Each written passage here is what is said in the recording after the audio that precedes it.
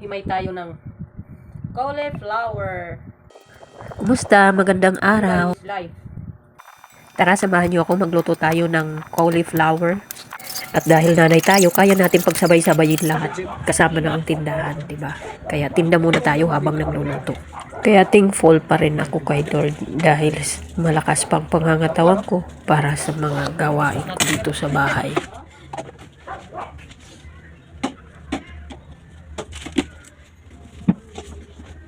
Mura ang kilo ngayon ng cauliflower. Bali 50 na lang per kilo ito. Binili ko doon sa palengke.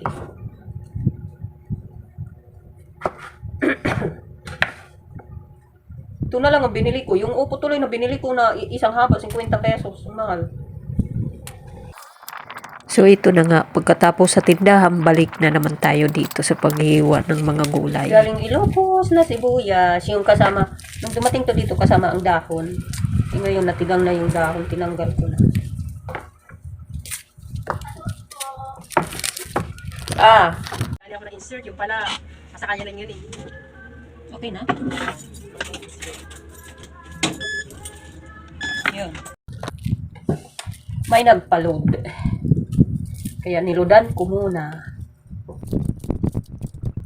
Ang liliit ng nakukantok magbalat nitong sibuyas na to, maliliit. Kaya lang kasi bigay kaya okay lang.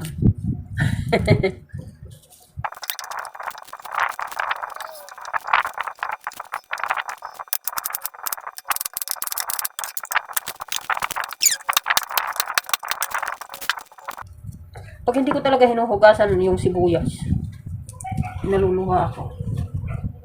Isa kasi sa teknik ng sibuyas para hindi ka maluha, pagkatapos mo balatan, hugasan mo. Na-experience ko yan noon, nakuha ko yung idea na yan nung nagtitinda pa kami ng fishbowl. Kasi napakaraming sibuyas ang hinihiwa namin noon. Kailangan namin hugasan para hindi mag-evaporate yung ng sibuyas. Ewan ko lang ha, pero yan ang paniniwala ko. Disclaimer lang po. Base lang po yun sa obserbasyon ko. Hugasan ko muna yung manok. Kasi pag naghugas ako talagang medyo natatagalan dahil nilalamas ko muna yan ng asin para matanggal yung lansa ng manok.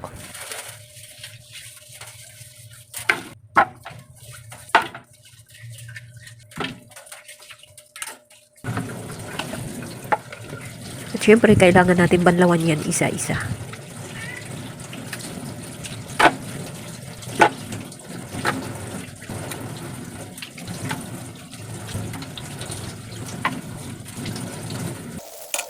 At isunod naman natin hugasan yung cauliflower.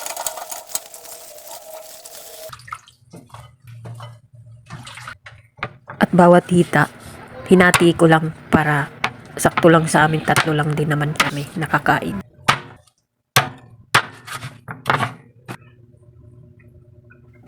At ganito ako magluto ng manok.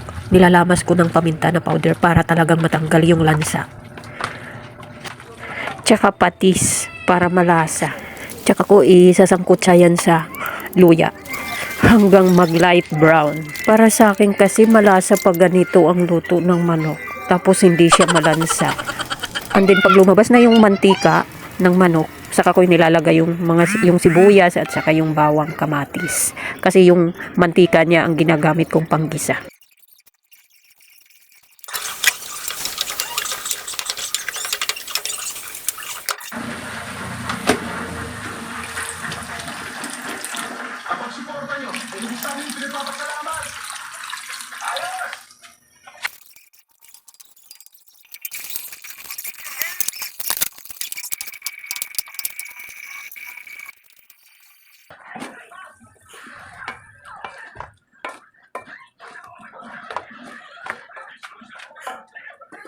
Okay na to?